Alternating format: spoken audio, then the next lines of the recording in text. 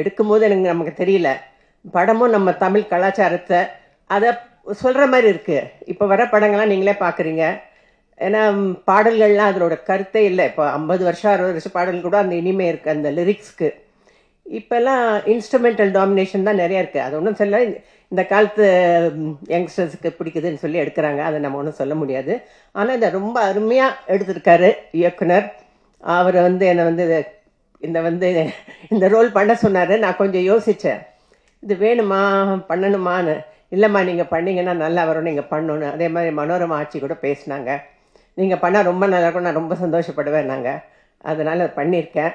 படத்தில் நடித்த கதாநாயகன், கதாநாயகி மற்றும் வில்லன் எல்லாருமே ரொம்ப சூப்பராக நடிச்சிருக்காங்க. எல்லாம் இந்த காலத்து யங்ஸ்டர்ஸ் ரொம்ப திறமையானவங்க. அவங்களெல்லாம் நீங்கள் ஆதரிக்கணும். இந்த படத்தை பெரும் வெற்றி ஆகணும்னு வேண்டிக்கிறேன். ஏன்னா இப்போலாம் வேணால் படங்கள்லாம் வரதும் தெரியல, போகிறதும் தெரியல. அப்புறம் என்னவோ எல்லாம் அந்த இதெல்லாம் பார்க்க மொபைல்லே பார்த்துடுறாங்க. எங்கள் காலத்துலலாம் 25 வாரம் 200 நாள் ஒன்று படங்கள்லாம் இருக்குது. இப்போ நம்ம ஹீரோ சார் ஒன்று சொன்னார், அவர் சொன்னது சரிதான். ஆனால் ஒன்று சொல்கிறேன், நான் நடிக்க உலகம் சுற்றுவான் 73 ரிலீஸ் ஆச்சு. 73 52 வருஷத்துக்கு மேலே ஆயிடுச்சுன்னு வச்சுக்கோங்களேன்.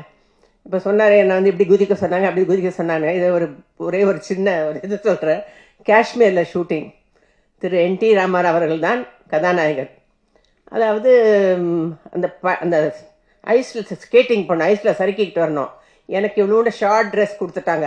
அவர் ஃபுல்லாக பேண்ட்டு ஷர்ட் போட்டு வந்துட்டாரு. என்ன பண்ண முடியும்? சறுக்கிட்டு வந்து எனக்கு அப்படியே நடுங்கிடுச்சு. போனேன்னு கொடுத்துருக்கேன். சொல்கிறேன், இதெல்லாம் சகஜம்தான் இண்டஸ்ட்ரியில். இல்லை சும்மா ஒரு தமாஷ் சொன்னேன், தப்பாக சொல்லலை, நீங்கள் சொன்னதுக்காக சொல்கிறேன். இதெல்லாம் எனிவே அந்த காலத்து படங்கள் நான் நடிச்சிருக்கேன். புரட்சித் தலைவர் எம்ஜிஆர் தான் என்னை அறிமுகப்படுத்தினார். பின்னர் நடிகர் திலகம் சிவாஜி அவர்களுடனும் திரு கமலஹாசனும் ரஜினி அவர்களுடன் தமிழ், தெலுங்கு, கன்னடம், மலையாளம் 250 படங்களுக்கு மேலே நடிச்சிருக்கேன். அதுக்கப்புறமா 2வது திரைப்பயணம் தொடங்கிச்சு. நான் கொஞ்ச நாள் சிங்கப்பூரில் இருந்தேன். அப்புறம் மறுபடியும் ராஜ்கிரண் ஃபோர்ஸ் பண்ணார், மறுபடியும் நடிக்க வச்சாங்க. அப்புறம் ராதிகா சொல்லிச்சு, நீங்கள் சீரியல் படமே வேண்டாம், ராதிகா சீரியல் ஒரு லாங் ஜேர்னி. இதை கொடுத்த எல்லாருக்கும் ரொம்ப நன்றி. இன்னைக்கு வரைக்கும் பாராட்டிட்டு இருக்கீங்க. இங்கே இருக்கிற அனைவருக்கும் என் வாழ்த்துக்கள். இந்த படம் மிகப்பெரிய வெற்றியட என்னுடைய மனமார வாழ்த்துக்கள்.